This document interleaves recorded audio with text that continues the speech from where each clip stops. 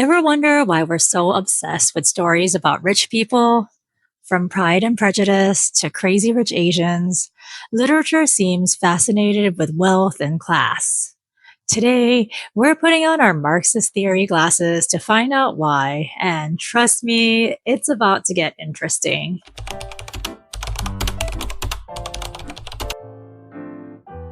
Hi, my name is Moana, and this is my reading buddy Spike. And I am a reading and writing lover who disliked English class as both a student and a teacher, and I am now documenting my journey of rediscovering my love for words. Today, we're diving into Marxist literary theory. And before you ask, no, this isn't about politics. It's about understanding how money, class, and power shape the stories we tell and how we tell them. Before we get into it, you're watching a video that is part of my literary theory series here on my channel. Check out the rest of my playlist to see more on literary theory. So what exactly is Marxist literary theory? Think of Marxist theory as your financial advisor for books. Instead of looking at character development or symbolism, we're following the money. Who has it? Who doesn't? And how does that affect everything else in the story? This theory asks questions like, how does economic status influence characters' choices? What role does social class play in the plot? Who gets to tell their story and why? And what economic system is the story working within? So now let's go over the basics of Marxist literary theory, starting off with what is referred to as the base and superstructure. The base is the economic system, or in other words, how money and goods flow. The superstructure is everything else, such as art, literature, and culture. Marxist critics say you can't understand the top without looking at the foundation. Another important basic idea in Marxist literary theory is class consciousness. This is about how characters understand or don't understand their social position. For example, we have Oliver Twist realizing he's treated differently because he's poor. We also have Katniss Everdeen's awakening to class inequality. Finally, we have the basic idea of ideology. These are the invisible rules that society runs on.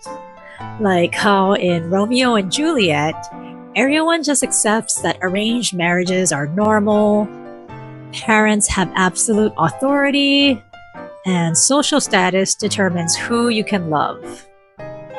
Let's try analyzing a book through Marxist literary theory. The Great Gatsby is basically a Marxist critic's dream because it explains ideas like new money versus old money, the myth of the self-made man, conspicuous consumption, and the cost of the American dream. Even that green light at the end of Daisy's dock, it's not just about love. It's about wealth and class barriers. When we're interpreting a book with our Marxist theory glasses on, there are some common patterns to look for, like the rich savior trope, where a wealthy character rescues a poor character. This pattern leads us to ask, what does this say about society's views on class mobility?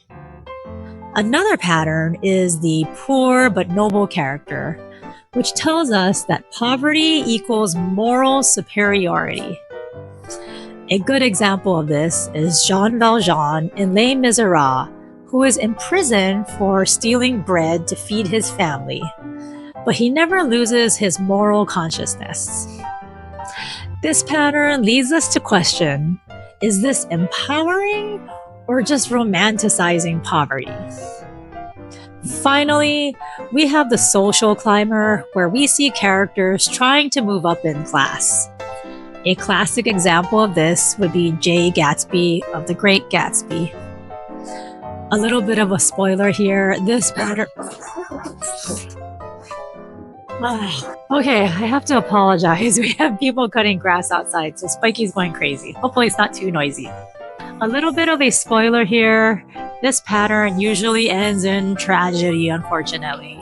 To look at how Marxist literary theory can be applied in our modern day and age, this theory helps us understand why Succession is so fascinating, the appeal of rags to riches stories, the popularity of eat the rich narratives, and class commentary in dystopian YA novels.